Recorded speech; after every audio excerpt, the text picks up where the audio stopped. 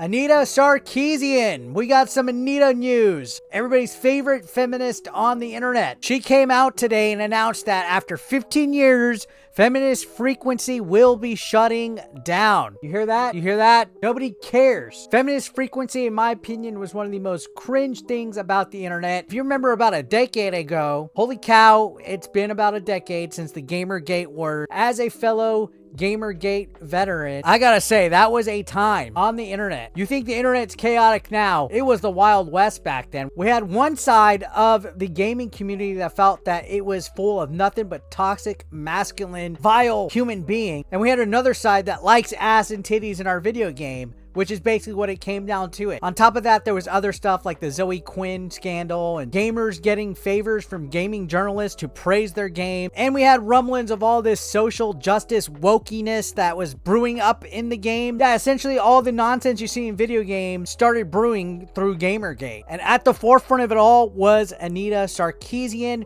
who crowdfunded thousands of dollars for her Feminist Frequency series, where she wanted to go against tropes in video games that were considered toxic and promoted the patriarchy. She had a lot of hot takes about Legend of Zelda and Super Mario and Tomb Raider. To be honest, I thought it was all junk, but she had this way about herself that I would probably hate fuck her if I had the chance to do it. Especially those hoop earrings, guys. What do you call hoop earrings? Ankle rest. Now, if you remember back then, I had a variety of friends like Alpha Mega Sim that would constantly call her out, and just Gamergate was completely nuts. And now she is shutting down operations. This literally feels like the end of Infinity Saga. And I gotta be completely honest though, I feel the damage from her nonsense has been completely done.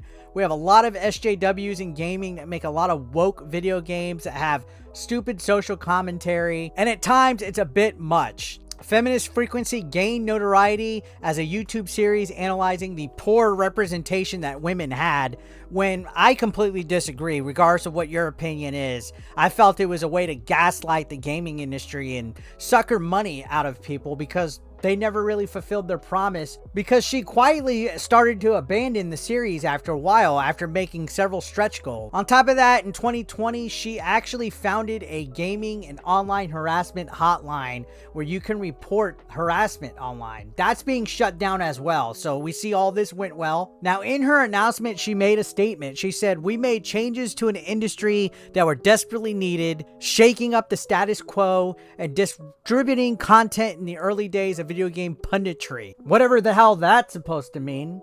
She continued to say, "While we weren't the first voices in the conversation about inclusion in gaming, we were part of building a community that meant more to its members than we could ever have anticipated." Now, she said the organization's work in criticizing the game industry for its depictions and treatment of women led for her to be a constant subject of harassment online. But I disagree on that. I think the reason why she was harassed was because she was just insufferable as a human being. She was constantly gaslighting people, attacking them. If you remember, one time she had a panel where Boogie2988 was on it, and she attacked him verbally after the panel. She even called me out once on Twitter for me complimenting her. I said she was a very attractive, hot-looking woman and that I would like to take her out for a dinner. She didn't like that at all. They even won a Peabody Award for combating harassment in the gaming industry. Where's my award at? Can I get an award for dealing with trolls? Anyways, as I said, if you remember Gamergate, it was a pretty harsh time on the internet, whether you were on the side for it or against it. Me personally, I feel the stuff that Gamergate brought out was not attention to bad representation in video games and stuff, but attention to some of the weirdos that are out there that are just looking for things to cry about in video games. It doesn't matter if somebody is a damsel in distress in a video game. That doesn't make Super Mario Brothers a toxic video game. I don't see why people would act like snowflakes over Lara Croft wearing shorts in a video game. It's okay for women and male characters in video games to have some kind of sexualization about them, because those games like Street Fighter or Tomb Raider are meant to be played by men, by grown adults. Sure, females will play them too, but who's to say that females won't enjoy looking at that? We like looking at attractive things. It's not exactly fat shaming or ugly shaming or contributing to bad tropes or whatever. Most of the time, you're forgetting the one important thing that came with those video games. It was great storytelling. The Legend of Zelda had some of the best stories of all time in the whole franchise, And Anita Sarkeesian took a shit on it just because Zelda was a damsel in distress. Honestly, I'm glad feminist frequency is long gone because I think it was a garbage project that shouldn't have ever gotten funded. Am I going to make people mad by saying that? Quite possibly, but I don't care because guess what? Bye, and good riddance, Anita Sarkeesian. I will see you on the other side. Now, if you go to Polygon, which is a pretty cringe website, you can see they wrote an article, and this article basically sucks off Anita Sarkeesian and all of her efforts and everything in the gaming industry. I will give her credit. Some of the stuff that she said and did definitely changed the landscape of the gaming industry for better or for worse, depending on which way you look at it.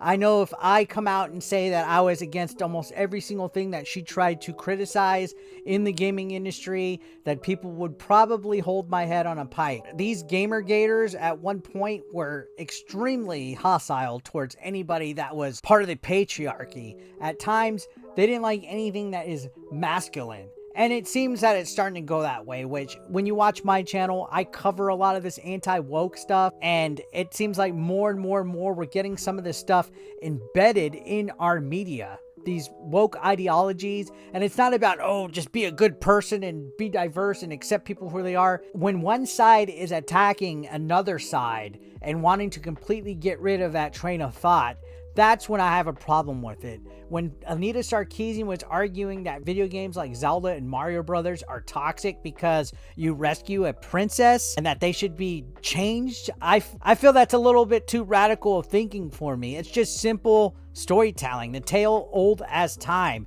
It's not because you're getting a princess to have sex with her as a trophy object. It's a more simpler, more innocent story in my opinion, but you can interpret it any way that you want. I'm not losing any sleep over Anita Sarkeesian being gone, and neither should you. Well, guys, thank you so much for watching. I'll see you on the next one. Wait. I want to announce something. I am now available for video request on Cameo. So if you need me to do a fun little video idea for you, like break up with your girlfriend, ask a girl out, maybe roast somebody that you don't like, hit me up on Cameo. My rates are cheap, and I'm quick and easy, just like your mother. So yeah, link down below in the description, in the comments. Request a cameo from me. Who are you going to spend it on?